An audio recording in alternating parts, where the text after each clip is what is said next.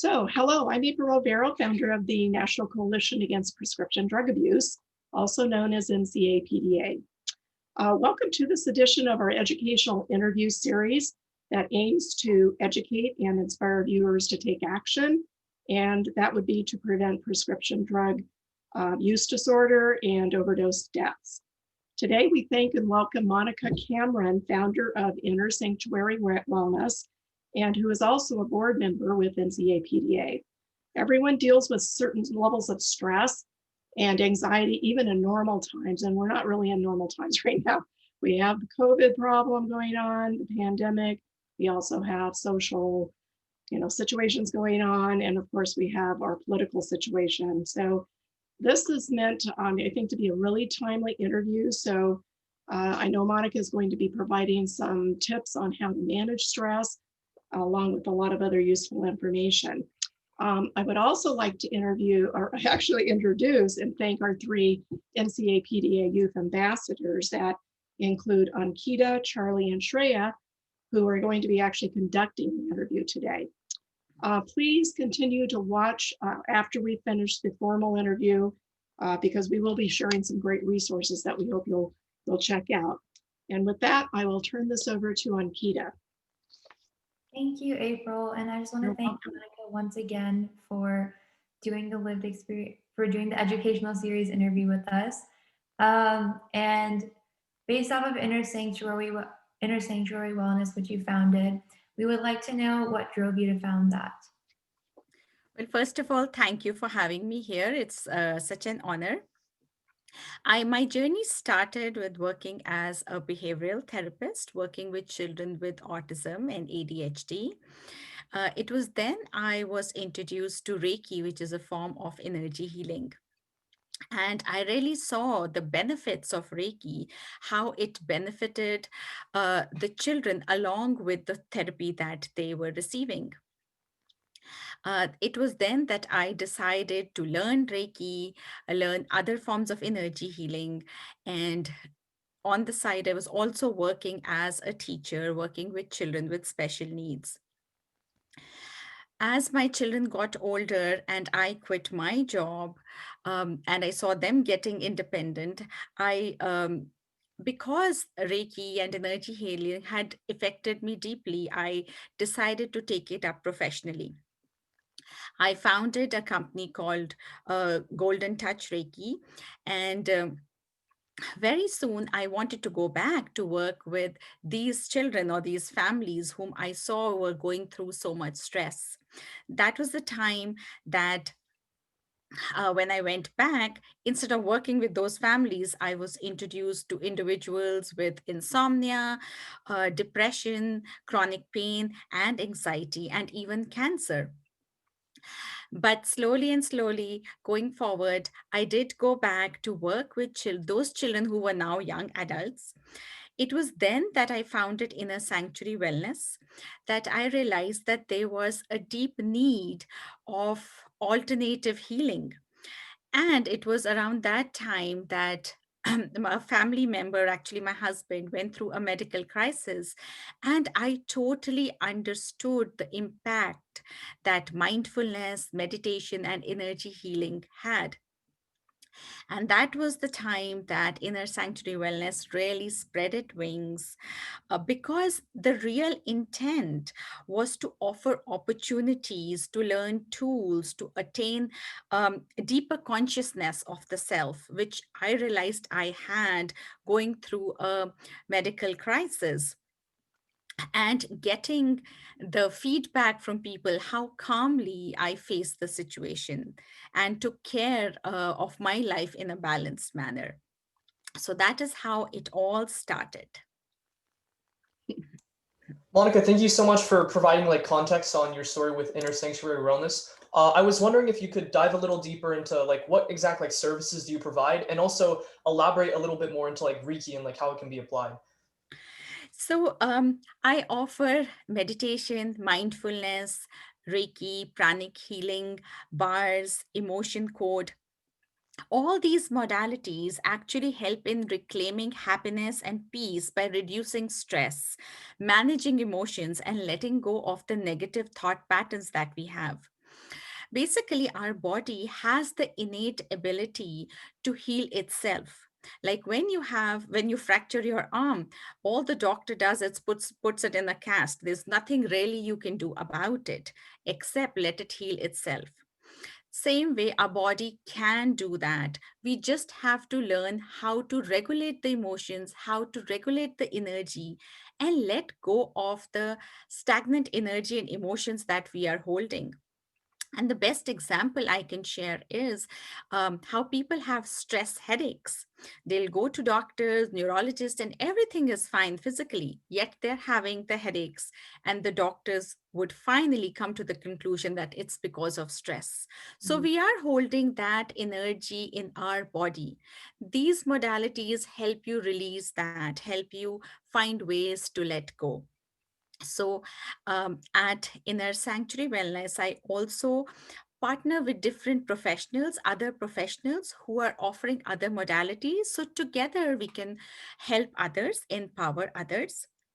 By I also offered workshops, corporate wellness workshops, workshops for parents, teens, and parent ed as well. So I hope, Charlie, that explains a little how Reiki and other modalities work. Yeah, no, that was super helpful. And like when you talked about like the cast and everything, I thought back to like the time I broke my arm, and that like makes total sense. Yeah. Mhm. Yeah, thank you for that. It sounds like Inner Sanctuary Wellness offers a lot of helpful and beneficial things. So how does the work you do link to NCAPDA's mission, which is to prevent substance use disorder and overdose deaths primarily through community education? So I would start off by saying that it was at one of the job fairs that I was introduced to NCAPDA. That's where I met April, and the whole mission was of prevention was so inspiring. Her story itself was very inspiring for me because I was also my mission was the same, to outreach people to prevent them from abusing drugs. See, life throws curveballs at you, but you always have a choice. It's obviously easy to pop in a pill, but there are choices. There are other things that you can do because when you take in drugs, they just interact with the neurochemistry of the brain to make you feel happy. But with mindfulness and meditation, we can do the same things. We can use the neurotransmitters, that are the chemical messengers that coordinate the transmission of signals from one nerve cell to the next, and we can use those to produce happiness. And that is what my mission was too, to reach out to people, to let them know and educate them and make them aware that these modalities can help deal with anger, resentment, anything like the feeling of isolation or unworthiness, which leads many times to drug abuse. So we have a choice, we have these modalities. And that is why I joined hands with NCAPDA to reach out to more and more people. Thank you so much, Monica. And I really like how you established the connection between NCPD and Inner Sanctuary Wellness and diving a little bit deeper into that connection. So, adolescents nowadays are subject to a lot of stress and pressure, especially during the times of COVID-19, and as a consequence, may turn to substances for relief. So, for adolescents specifically, what strategies do you have for them that can help them relieve stress? So that's a wonderful question, Ankita. I will answer that very truthfully. It can be a little challenging working with adolescents, with teens, because when you mention mindfulness, meditation, sometimes they're not very open to it. And that could be because of peer pressure too. They don't want to see their peers sitting them, telling their peers that they are going to a mindfulness class or they're doing meditation. Yet, um, when I meet them separately, they will tell me that, yes, that class, I learned a technique and it's really working for me. So I have been conducting workshops and trying to reach out to teens. And I think it's just important for them to have a little open mindset and to understand the scientific foundation base of meditation and mindfulness. Look at the research that goes behind it, the research that shows the increased wave activity of the brain, the effect it has. And they will understand that when you are mindful, when you do some meditation or use strategies and incorporate in your day to day life, you can help yourself manage the stress you're going through, stress of not being able to go out, meeting your friends, not being able to attend the milestones of your life, like going to the prom or your graduation parties or attending graduation for that matter. So just having an open mind there would definitely be helpful. And to understand that, when you play basketball, when you go for a debate competition, you're actually practicing mindfulness without knowing that, because you are you are in the present. It's because mindfulness basically is a conscious direction of attention. So when you're playing basketball, you zone out from all the noises around you and you just focused on the ball. Same thing mindfulness does. So there are strategies like, having a gratitude journal, using the mind's ability to focus, to visualize something good, to doing strategies like just tensing your body and releasing it, deep breaths. They definitely help, which you actually do before playing sports or you do before a debate competition. You calm yourself down as well. So understanding that, being open, and using such strategies definitely help. I hope that answers your question. Yes, it does. Thank you so much, Monica. Yeah, so Monica, it's interesting that you kind of like reference stigma because I've definitely seen that where people are like, oh, yoga, meditation, all these like, I guess like alternative forms of like therapy, they kind of just like dismiss it, right? And so for like a lot of teens, I think it might be kind of challenging to kind of overcome like the peer pressure that they see in their friend groups, maybe even in their families. So how do you suggest that teens might be able to bridge that initial hurdle where it's kind of like they can get to the point where they're able to do the research that you talk about, where they're able to find out the health benefits of Reiki, all these other forms of treatment?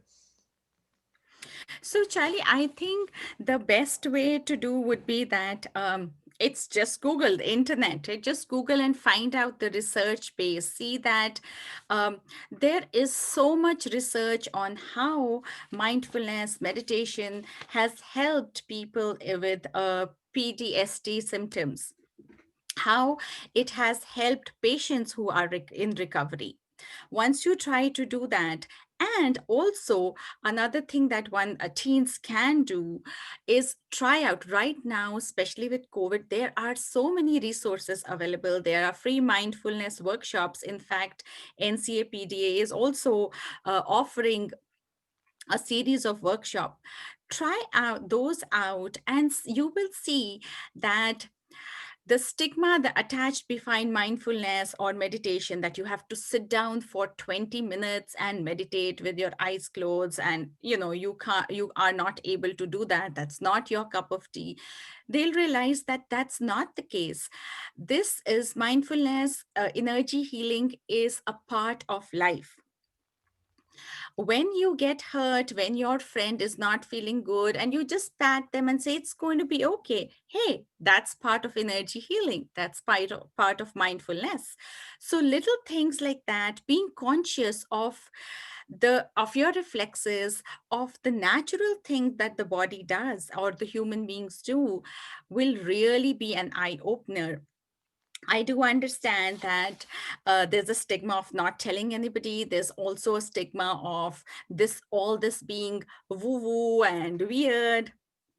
But it's, if you just look back, go back, have a talk with your grandma, and she'll tell you how it was a way of life earlier. Life is very different now. It's very fast paced. So there is a huge difference. But if you go back to your roots, you'll find them out. And like I said, there are so many resources out there telling you of the little things that you incorporate in your day to day life. It's not about sitting for hours, it's a little thing. Like I mentioned, a gratitude journal, just writing down two things what you are thankful for really helps those happy neurotransmitters get going and your mood will change. I hope that helps. Yeah, absolutely. I think I might do some of my own research after this. Well, and I just want to comment that it seems to me, as with breaking down any stigma, just being willing to speak out. So our youth and ambassadors are in a position to try this, attend those workshops, and then speak out about it. Help break down the stigma just by telling everybody what a great experience they had. So hopefully we'll see everybody attend our upcoming sessions.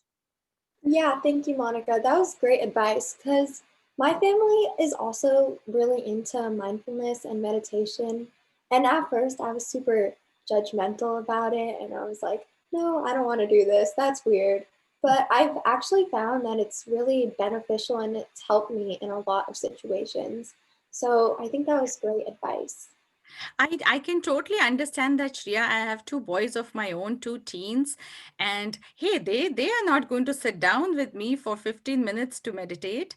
And when it was the same with my family, sir, and family and friends. It was when people saw me how I reacted, or rather how I responded to situations, medical crisis in my family, where my husband had a stroke, my son was writing applications to go to college, in a sanctuary wellness was growing, there was a lot going on, and then facing a medical financial crisis at that time would really have anybody could have a meltdown, but I did not. And it was, I never had time to sit down for hours. It was the little small things that I was doing in my day to day routine, like taking brain breaks, taking a little pause, that really helped me. So that's what my mission is, to tell everybody that it's doable. It's not that boring stuff. It can be fun as well. Yeah, I agree. It's super helpful. And I actually hope like more of my peers or just other people in general would like look towards it more. So I hope we can break down that stigma. So if I'm a parent and I'm worried that my child might be using substances, how do I tackle the issue in a way that respects their boundaries but also protects their safety at the same time? Well, being a parent, the very first thing I would do is be very conscious of my emotions, understanding emotions, how the body reacts to emotions. Because when I have to go to talk to my child who I suspect is abusing drugs, I should not be just overreacting or reacting in a way that is blaming. It's as if I am confronting them. They need to have a conversation to deeply understand what is really going on, what is the root cause, to establish clear rules, consequences for oneself and the conversation, and setting small goals. Having a conversation with my child saying, hey, just don't take drugs, that's not going to help.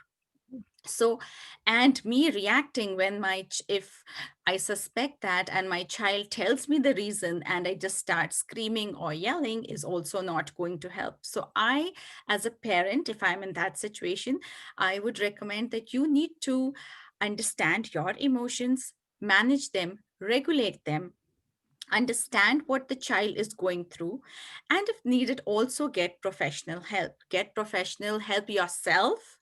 um, get talk to somebody, maybe who's a friend first, and then there are a lot of resources available out there. Help for yourself and for your child. And really have that conversation, have that openness. And once you start practicing calmness yourself, you practice. Suppose if if you find out that the child is taking drugs because of anxiety, find out ways to reduce anxiety, practice them yourself. um, Children of all ages will practice things, learn things, do it if they see their parents doing it. So not by if they're just told. So it's a typical example is if you having Coke and you tell your child you can't have, it's not good for you. So the simplest example that I always use. So having that open-mindedness, setting the rules, educating yourself that what can be done, where do you need to get resources, and NCAPDA is a wonderful organization to get resources as well, and then monitoring what the child is going through, how the child is getting the drugs, what is really going on. So that way you are respecting the child's boundary as well, not just barging into them and confronting them, but totally understanding what's happening and having that communication going. To add to that, not just when you find out, but afterwards as well is actually more important. In my experience, when parents suspect that their children are abusing drugs, and somehow there is intervention, that goes through well. It's afterwards when they are in recovery, when they need more help. And that is an even important aspect to consider, to keep that open communication and practice modalities like yoga, tai chi, mindfulness, meditation, energy healing. Look into these modalities that do not require you to take a medicine, but still helps reduce the stress that you're going through. Thank you, Monica. And I think that can be really insightful for our parents who are watching, because as the children in this situation, we always want to have a conversation and we don't like when it turns into an argument. So I think parents being super understanding is one of the things that even all of us children can really appreciate. And to kind of tie everything together and wrap up, I would like to ask you, if someone is interested in Inner Sanctuary Wellness, how can they contact you if they would like to use any of your services? Well, you can always go to my website, www.innersanctuary.xyz, for all the resources. I have some, this has my email also, which is monica.kamran@innersanctuary.xyz. My website also has the link to my YouTube channel, which has some guided meditations, some other resources that you can use to let go of the negative thought patterns and reclaim peace. Thank you, Monica. And I just want to thank you once again for taking the time to do the education series interviews with NCAPDA. And I'll have April wrap up for us. Yeah, and I just want to add that nothing you shared with us today is going to lead you down a path of substance use disorder and potential overdose. It is so healthy and well, and we can all have a better life because of these practices.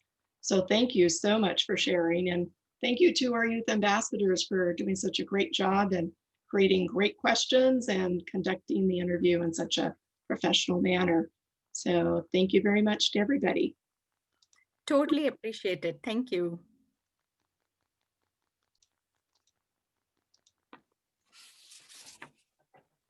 I think that went pretty well.